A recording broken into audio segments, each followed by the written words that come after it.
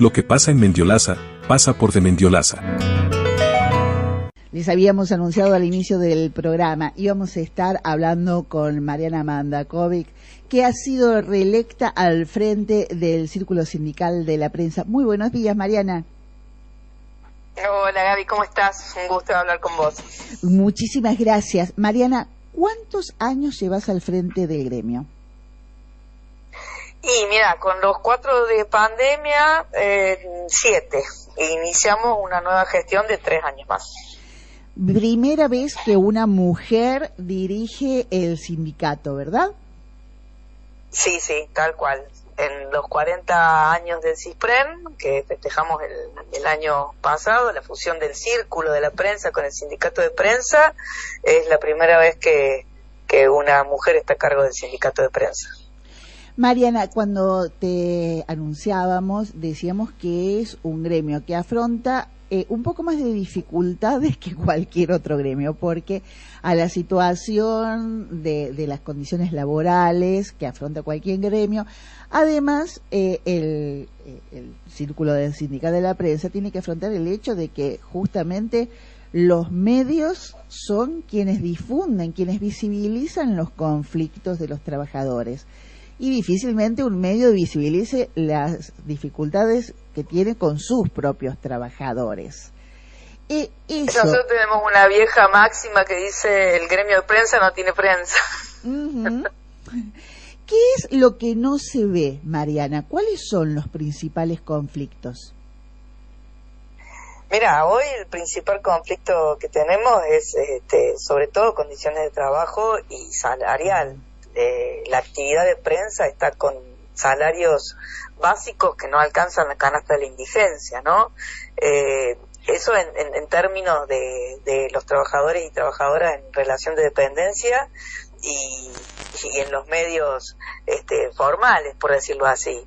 Pero paralelamente a eso tenemos los medios públicos que están siendo, en la mayoría de los casos, producto del ajuste, ¿no? De un gobierno nacional que no le importa que tengamos una radio nacional fortalecida desde Córdoba, o lo mismo que pasó en los SRT, ¿no? Con un achicamiento enorme, con un ajuste enorme que ha hecho la universidad sobre los servicios de radio y televisión de la Universidad Nacional de Córdoba, que eso también nos afecta. Y ni hablar de los medios autogestivos, vos serás consciente también de lo difícil que está haciendo, porque se han recortado todo lo que eran FOMECA y políticas públicas de promoción a los medios autogestivos, que son medios populares, de bibliotecas populares, de distintas comunidades, medios cooperativos de trabajo en comunicación, que hoy son las que le están viendo peor, porque tampoco hay una distribución equitativa de la pauta publicitaria que no alcanza ni al gobierno nacional ni a los gobiernos provinciales y a los municipales mucho menos, ¿no? O sea que nos parece que lo que discute el sindicato no está solo vinculado a salario y condiciones de trabajo de los formales, sino que tenemos una representación enorme en toda la provincia de compañeros y compañeras que ejercen la actividad de distintas maneras. En un momento donde la actividad está siendo atacada, como no está siendo atacada ninguna actividad, digamos, más allá que los problemas de los trabajadores y trabajadoras son las de todos y todes los trabajadores en general, ¿no?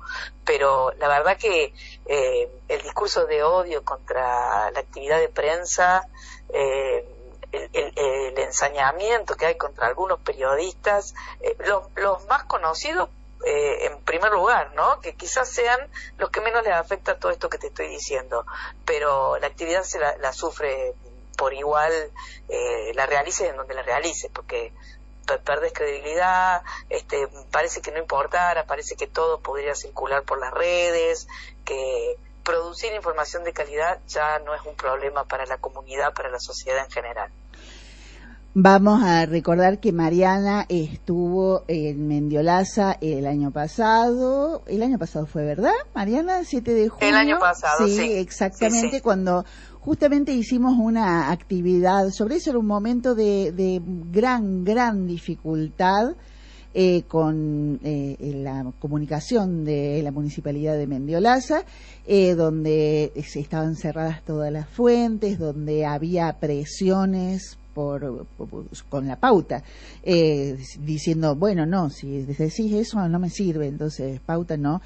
Bien, vamos a decir que a partir de ese conversatorio que se hizo acá en Mendiolaza a instancia de los vecinos de Barrio Los Cigarrales, y donde estuvo Mariana, donde estuvo Archelondero también, bueno, empezaron con el tiempo a aflojarse algunas cosas, pero curiosamente una de las cosas que más influyó fue que se presentase un pedido de informes en el Consejo Deliberante, presentado por la concejal Catraro, donde pedía explicaciones sobre todo esto que había sido expuesto en ese conversatorio. Casualmente, la concejal Catraro ahora usa sus propias redes para decir lo mismo que vos estás diciendo, o sea, para decir, cuando hay algo que no le gusta, dice el pasquín, se refiere así, pero bueno, cada uno sostiene sus palabras hasta donde puede, pero digo, somos un caso testigo de que es posible revertir, porque efectivamente a partir de ese momento, que hubo un cuestionamiento muy serio a el funcionario que estaba a cargo del área esa, se produjo el apartamiento de ese funcionario y desde entonces las cosas comenzaron a fluir relativamente más fácil, siempre con las dificultades, por supuesto, que tienen los organismos que no tienen prevista un área, ¿no? Eso es muy importante. Pero fíjate qué importante que es lo que vos decís, ¿no? Te estoy escuchando con atención y digo, tenemos que empezar como a recuperar, ¿no? La importancia de producir información para la comunidad. No es un problema de los trabajadores, no es un problema del medio, como en el caso de ustedes, es un problema de la sociedad cuando el Estado no entiende que hay que garantizar la pluralidad de información, la pluralidad de voces, ¿no? Mira, nosotros recorrimos toda la provincia en función de las elecciones, tratando de dialogar con los trabajadores y trabajadoras de prensa, pero también tratando de instalar esto, porque no nos imaginamos una sociedad sin médicos. Capaz que podemos recurrir a un curandero para que un té de yuyo, para alguna cuestión menor, y está bárbaro, pero no nos imaginamos una sociedad sin médicos, no nos imaginamos una sociedad sin maestros, sin profesores, sin educadores, no nos podemos imaginar una sociedad sin comunicadores, sin trabajadores de prensa y de comunicación. La comunicación, la información es un derecho humano esencial y lo tenemos que ver así, la sociedad lo tiene que ver así, si no parece que fuera una discusión de cada medio en particular. Y uno no hace comunicación porque le gusta, le hace comunicación porque aprendió la importancia de producir información de calidad y tiene un compromiso con la sociedad en donde está instalado. Me parece que estas cosas son las que tenemos que eso tampoco significa que cada cual puede ir por ahí diciendo cualquier cosa, ¿no? Nosotros sabemos que, y vuelvo a hacer la diferencia, porque me parece que hoy es parte de las cosas que nos ocupan. Decir, producir información de calidad, ejercer el periodismo como debe ejercerse, que no es ser opinólogos o simple comunicadores del sentido común, ¿no? Me parece que ahí hay una responsabilidad con la profesión que elegimos, con el poder decir por qué es importante para una comunidad tener información local, que era algo que lo planteamos en esa charla que vos bien recordaste recién, y que fue muy importante, ¿no? Uh-huh. Entonces, después que los que están en determinados cargos de la política no asuman eso y digan, cuando me pegas no me gusta tanto y cuando hablas bien de mí me gusta, bueno, ellos tienen que dar cuenta y nosotros tenemos que hacer la pregunta incómoda, molestar, que no es molestar por molestar, es en esa instancia de que aparezcan esa información que es necesaria. Tampoco es ensañarse, no estás buscando un ensañamiento, estás ejerciendo tu rol. Sí. ¿Qué pasó acá? Investigar 2 o 3 cosas, o sea, es lo básico, ¿no? Uh-huh. Decíamos cuando te anunciábamos también que el CISPREN es en última instancia también garante de la libertad de prensa y de el derecho de informarse de cada uno de los ciudadanos, tal cual lo acabas de describir, en nuestra ciudad, en un momento en el que la información es clave. Hoy se presenta el pedido de revocatoria de la intendenta y los vecinos van a tener que actuar con muchísima responsabilidad de acá en adelante. Que si efectivamente esto prosperase y efectivamente llegásemos a la instancia en la que tuviésemos que votar por si se da de baja un gobierno democráticamente elegido, eso requiere una responsabilidad que reíte de un neurocirujano y es nuestra la responsabilidad. Totalmente, bueno. Total, mira, el mejor ejemplo, y es responsabilidad, y los ciudadanos tenemos ese derecho de que si algo no funciona, más allá del voto popular, porque el voto popular no es un cheque en blanco, y me parece que lo que tenemos que volver a recuperar es esa democracia participativa. No estamos llamados solamente a votar cada 2 años, estamos llamados a hacer...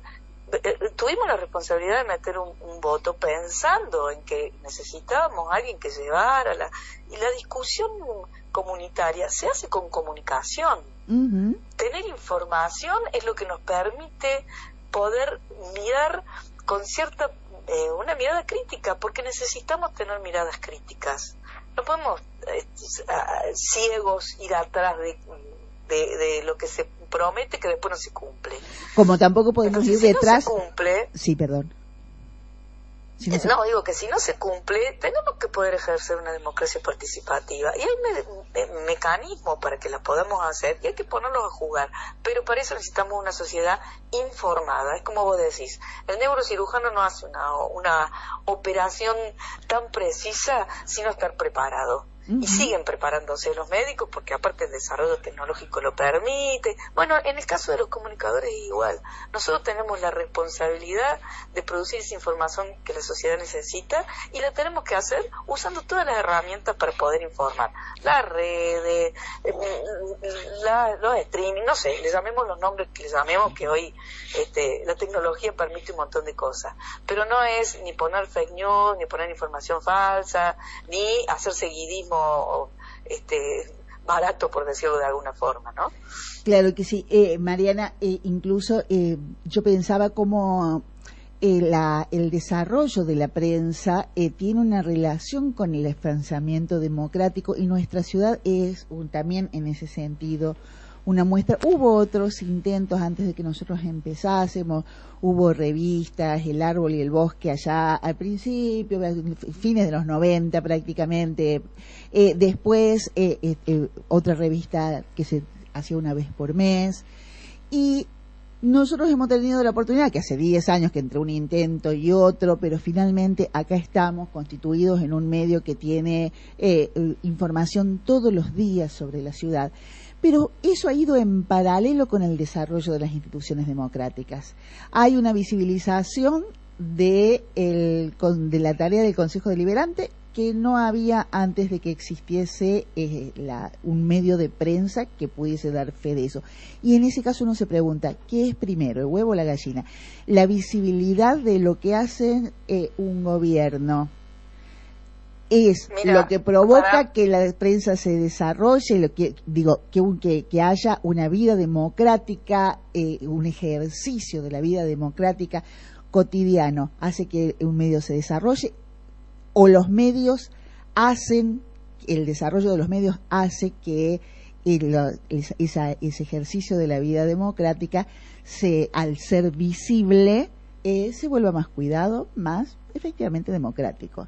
Es una pregunta yo creo que creo que tiene mucho que ver con el rol que cumplen los medios de comunicación en cada lugar, en cada territorio, y cuando hablo, digo así, no es menor, digo, vos podés consumir Cadena 3, pero no es lo mismo tener un medio instalado en la ciudad, que hable sobre el problema de la ciudad, que mire lo que pasa en el Consejo Deliberante, qué se discute, qué no se discute, que vea en qué afecta eso que se discutió, ¿no?, a los vecinos. Me parece que ese es el rol principal y eso ayuda a fortalecer las instituciones democráticas. Si no están, puede debilitarse. De hecho, si nosotros hacemos una relación directa de qué ha pasado con los medios de comunicación en estos 41 años de democracia ya que estamos transitando, y vemos cómo se han ido deteriorando con la precarización laboral, con la flexibilización, con la tecnología no usada a favor de los que trabajamos en la producción de información, sino a favor de otros intereses, nos damos cuenta que tenemos una debilidad en las instituciones democráticas. Fíjate vos que este domingo votaron en 4 provincias y la participación ha sido cada vez menor. Eso no es casual, no es así. La gente, cuando está descreída, también hay que ver cómo se han concentrado los sistemas de medios de esas provincias, qué ha pasado con la información, con la producción de información. Es un combo, ¿no? Por ahí, como vos decís, ¿qué primero, el huevo o la gallina? Me parece que hay una corroboración que en donde no hay medios locales que ayuden a fortalecer las instituciones democráticas y la participación de parte de la sociedad, de la comunidad, las instituciones democráticas se deterioran mucho más rápido. Mariana, muchísimas gracias por esta conversación con la 102.7 FM de Mendiolaza Radio, que todavía no existía cuando hicimos aquel conversatorio y que pudo existir porque efectivamente todo lo que en ese momento reclamábamos fue, es decir, el acceso a las fuentes, que dejasen de presionarnos los funcionarios. A veces nos pasa que algún funcionario todavía manda un mensaje diciendo que algo no le gusta de lo que hemos publicado, pero sin lugar a duda eso ya no pone en duda la existencia, exactamente, no pone en riesgo nuestra producción periodística. Así que muchísimas gracias por ese acompañamiento y muy buena suerte para la gestión que inicias. Gracias, Gaby, a ustedes, y bueno, para seguir trabajando en esto, en producir información de calidad en la comunidad, que es lo más importante. Mariana Mandakovic, en las Mañanitas de Mendiolaza. Mañanitas de Mendiolaza. Martes a viernes, de 10 a 12, por la 102.7 FM de Mendiolaza. Vecino.